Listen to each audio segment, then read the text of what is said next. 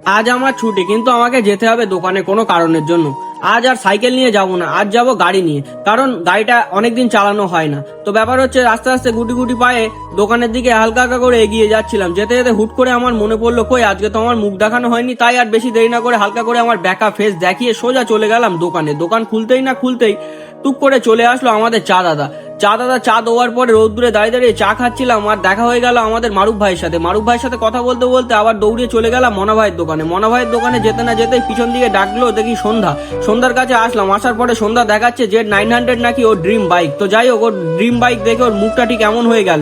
তারপরে দোকানে বসে বসে খুব বোর হচ্ছিলাম আমি, ভালো লাগছিল না কিছুই। তারপরে আবার চলে গেলাম সামনে চশমার দোকানে, গিয়ে ওখানে একটু পোস্ট নিলাম হালকা করে। নেওয়ার পরে সোজা চলে যাচ্ছিলাম হাঁটতে হাঁটতে শ্মশান ঘাটের দিকে, কারণ সময় চলে এসেছে আমার বাড়ি যাওয়ার। তাই আর বেশি দেরি না করে হাঁটতে হাঁটতে ওই দিক থেকে ঘুরে এসে চলে যাচ্ছিলাম বাড়ির দিকে। তো টাটা, দেখা হবে পরের একটা ভিডিও। Bye bye.